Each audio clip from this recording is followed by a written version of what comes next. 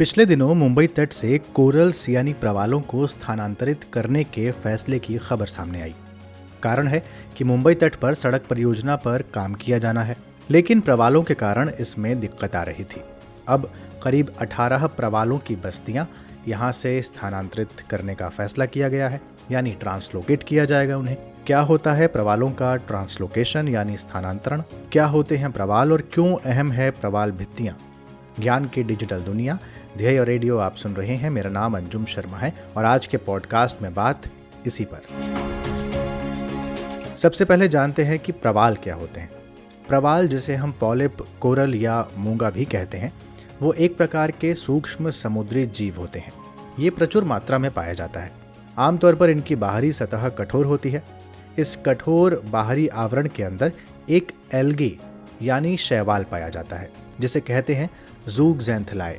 ये एक सहजीवी संबंध है, यानी म्यूचुअल रिलेशन, क्योंकि प्रवाल जो है वो ज़ूगज़ैंथेलाए को पर्याप्त वातावरण देता है, रहने का स्थान देता है। बदले में ज़ूगज़ैंथेलाए प्रवाल को भोजन की आपूर्ति करता है। फोटोसिंथेसिस प्रक्रिया का प्रयोग इन शैवालों की खासियत है। ये अलग अलग रंग के होते हैं, इसलिए कह सकते हैं कि कोरल्स का जो आप अलग अलग रंग देखते हैं वो इन्हीं शैवाल यानी ज़ूगज़ैंथेलाए के कारण आता है। अब इसी से जुड़ा एक और कॉन्सेप्ट है कोरल ब्लीचिंग का। जब तापमान या किसी भी कारण से ये ज़ूगज़ैंथेलाए शैवाल कोरल से अलग हो जाते हैं तो कोरल का रंग खोने लगता है, वो सफ़ेद होने लगते हैं और इसी को कहते हैं कि कोरल की ब्लीचिंग हो गई, यानी कोरल ब्लीचिंग। अब समझते हैं कि प्रवाल भित्ति यानी कोरल रीफ क्या होता है। जब प्रवाल यानी पॉलिप मर जाते हैं तो उनका खोल समुद्र में जमा हो जाता है। इन अवशेषों पर प्रवाल फिर पैदा होते हैं, फिर मरते हैं और धीरे धीरे उनके अवशेष इसी तरह एक के ऊपर एक इकट्ठा होते रहते हैं। जब एक के ऊपर एक इनकी कई परतें जम जाती हैं, जमा हो जाती हैं और धीरे धीरे ये पत्थर की तरह कठोर हो जाते हैं, तब कठोर चट्टान कुछ समय बाद समुद्री जल से ऊपर दिखाई देने लगती है। जब ये समुद्री जल से ऊपर दिखाई देने लगे तब ये प्रवाल भित्ति कहलाती हैं, जो कैल्शियम से युक्त होती हैं। यही प्रवाल मुंबई तट पर कुछ संख्या में पाए जाते हैं। हालांकि वहां भित्ति का निर्माण नहीं हुआ है, लेकिन प्रवालों की संख्या में तेजी से बढ़ोतरी हो रही है। राष्ट्रीय समुद्र विज्ञान संस्थान ने सड़क परियोजना के सिलसिले में जब कोरल्स का अध्ययन किया तो पता चला कि यहाँ कोरल की कई प्रजातियां हैं जो लो टाइड यानी निम्न ज्वार के समय दिखलाई पड़ती हैं। लेकिन सवाल है कि ये स्थानांतरण यानी ट्रांसलोकेशन कैसे हो, क्योंकि भारत में प्रवालों के स्थानांतरण की तकनीक अभी बहुत शुरुआती स्तर पर है। इसके लिए लक्षद्वीप द्वीप समूह, कच्छ और तमिलनाडु के तट पर कुछ प्रवालों को पायलट परियोजना के तौर पर ट्रांसलोकेट किया गया था, ताकि स्थानांतरण के बाद इनके जीवित रहने की जो दर है और अन्य बातें जो हैं उनका अध्ययन किया जा सके।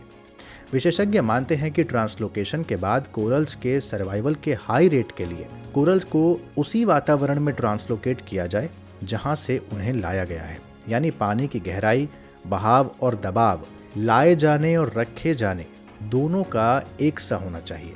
तभी इनका सर्वाइवल रेट हाई रहेगा, अन्यथा उनके जीवित रहने की दर कम रहेगी। आपको बताऊं कि कोरल के विकास के लिए तापमान 20 डिग्री से कम नहीं होना चाहिए। 20 से 25 डिग्री ताप इनके लिए अनुकूल है। कहीं कहीं ये 25 से 27 डिग्री भी मिलता है।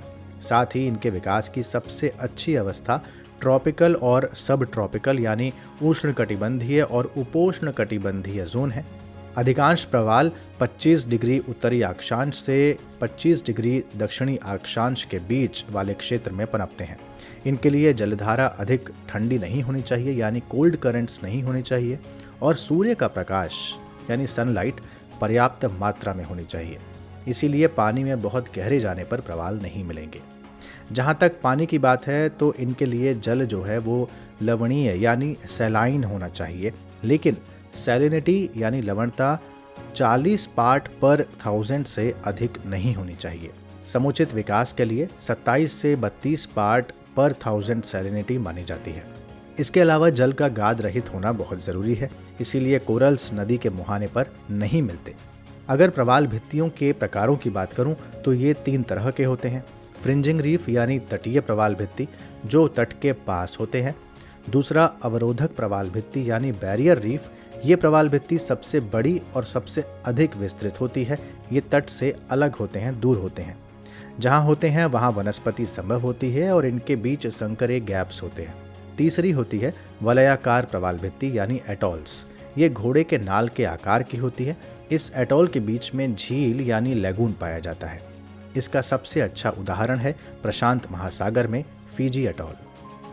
कुल मिलाकर प्रवाल भित्तियां एक तरह से पानी के नीचे बसे एक पूरे शहर की तरह है, जो समुद्री जीवन के लिए सहारे का काम करती हैं, आश्रय का काम करती हैं। संयुक्त राष्ट्र एनवायरनमेंट प्रोग्राम यानी UNEP के अनुसार प्रवाल भित्तियां दुनिया के तकरीबन आधे अरब लोगों को खाद्य सुरक्षा और रोजगार मुहैया कराती हैं। भारत में प्रवाल भित्तियों को वन्य जीव सुरक्षा कानून 1972 के तहत पहली अनुसूची में सुरक्षा प्रदान की गई है। आज प्रवालों के लिए सबसे बड़ा खतरा जलवायु परिवर्तन है, जिसकी वजह से लगातार कोरल ब्लीचिंग की घटनाएं देखी जा रही हैं। तो ये था मोटा मोटी प्रवाल भित्तियों के बारे में एक छोटा सा पॉडकास्ट।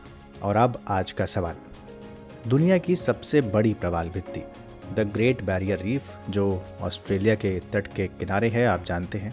आपको मुझे ये बताना है द ग्रेट बैरियर रीफ प्रवाल भित्तियों का कौन सा प्रकार है। मैंने आपको 3 प्रकार बताए, तटीय, अवरोधक और अटॉल, जिसे अंग्रेजी में फ्रिंजिंग, बैरियर और अटॉल कहते हैं। आपको बताना है कि द ग्रेट बैरियर रीफ इन तीनों में से किस प्रकार में आता है, प्रवाल भित्तियों का कौन सा प्रकार है। आप अपने उत्तर कमेंट बॉक्स में हमें दे सकते हैं। ये पॉडकास्ट आप AIS की वेबसाइट पर भी सुन सकते हैं। अगले पॉडकास्ट के साथ जल्द हाजिर होंगे। तब तक के लिए नमस्कार।